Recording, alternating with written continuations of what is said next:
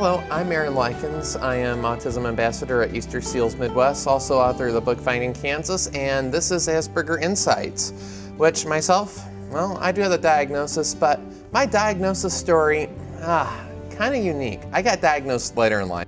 I was 20, so back in 2003, and autism awareness back then is nowhere we are today. As my doctor found out, he sent me to go get an assessment after my dad had read something in a paper about Asperger's, and before that point in time I'd been misunderstood, which I'll get to that in a minute.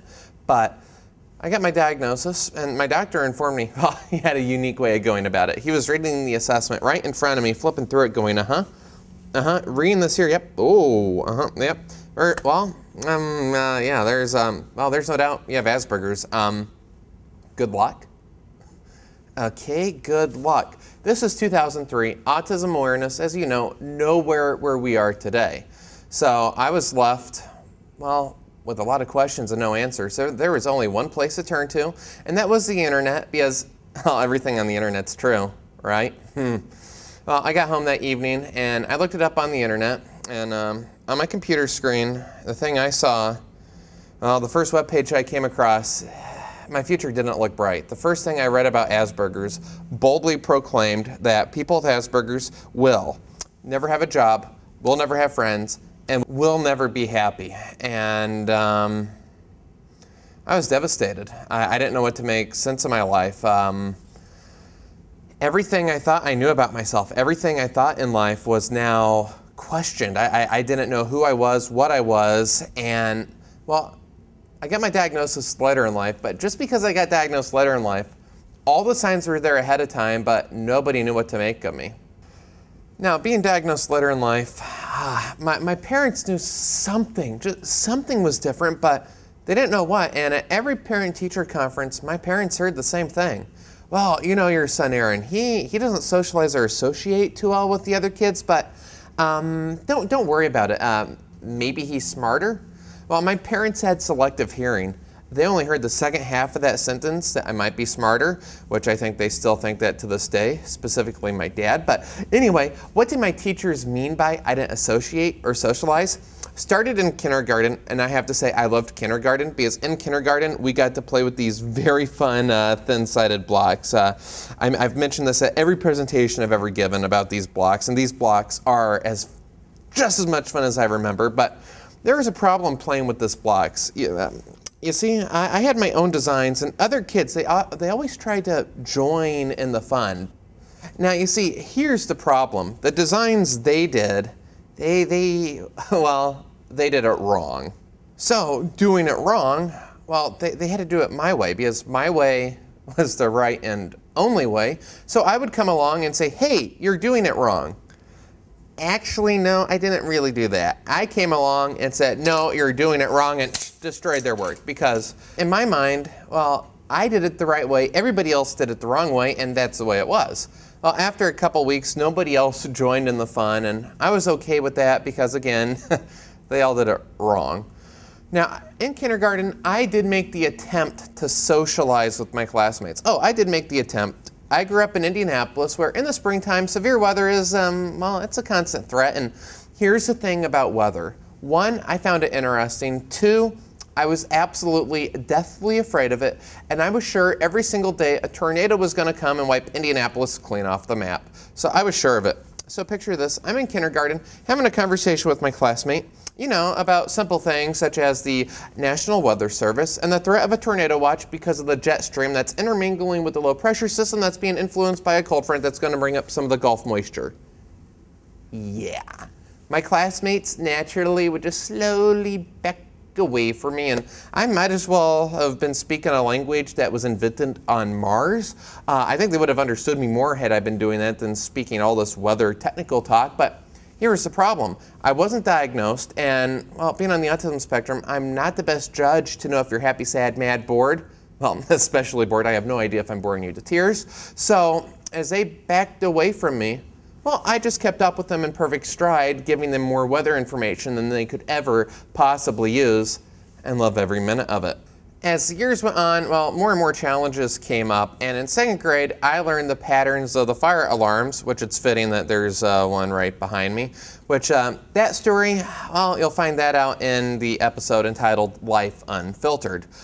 As the years went on, school got harder and harder. The ever-changing social dynamic confused me to no end, and I never really truly fit in because I always wanted to talk about the things I found interesting. And what I found interesting from about preschool all the way to now was auto racing, and well, for most people this wouldn't be a big day, but one of the best days of my life was when I was about 5 and my dad bought me my first set of racing flags, which I was more than eager to tell people in my school and grade and, well, everybody there about my flags, and well, I'd have the same conversation every day. But motorsports was something I always found interesting, and in 1995 when I was 12, I started racing. Here is my first helmet, my first suit, the trophy I got in my very first race. It says 4th, but the performance was much better than what the end result showed. But racing was something I always wanted to do, and in first grade I had a saying of, I've wanted to race since I was 3 years old.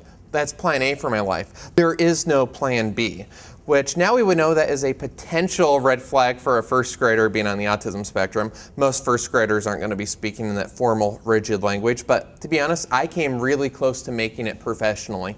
I started racing go-karts, as I mentioned, when I was 12. I became a race car driving instructor in Las Vegas for a time in 2003, had a sponsor, and it looked like my plan A was going to happen. Well, a couple weeks after I got diagnosed, the team we had signed with was a bunch of crooks, and they just wanted the money without actually providing a car or anything. So, well, sponsors really don't like that. So my sponsor figured, you know what, this racing thing just isn't for us.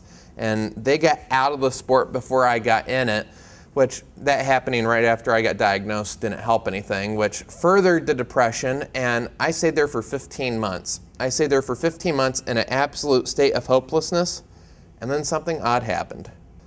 15 months after receiving my diagnosis, I once again was at a computer screen, which whereas 15 months prior, I read on the internet that there is no hope, there is no point in trying, there is only going to be despair, depression, and I would be a failure forever.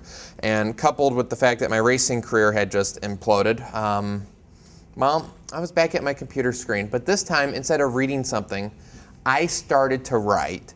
And that is very relevant because before that point in time, writing was the most awful, painful thing imaginable. No, truly, trying to get me to write a 2-word answer on an essay question in school, yeah, good luck with that. My number one answer was because.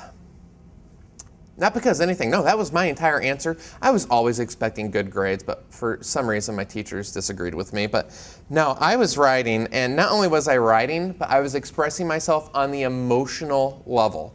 Before that point in time, I was the least emotional person in the world. If you asked me anything emotional, anything subjective, anything opinion-based, I would give you 3 words.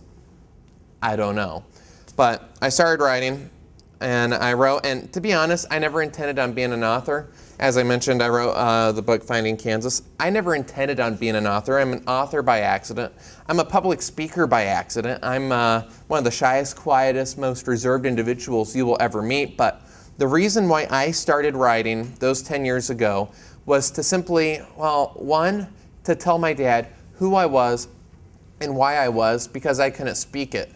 And 2, there's a quote in my book that I'm writing so maybe the world just won't hate me as much. That was my impression of the world from what that website had instilled in me. So this series, Asperger Insights, is the next step from, well, I started writing, I started presenting in public, so this is the next step, Asperger Insights. And in my first season, I will cover the 5 most important statements, in my opinion, about the autism spectrum you need to know. So I hope you enjoy this series upcoming as much as I have of making it. And to follow me, be sure to follow this channel. I'm also on Facebook. You can follow me at Twitter. I also keep a daily blog at aaronlikens.com. This series, Asperger Insights, is the culmination of everything I've learned through my writing. So I hope you enjoy it because understanding is the foundation for hope. So hope you understand just a little bit more about who we are and where we come from being on the autism spectrum. So thank you.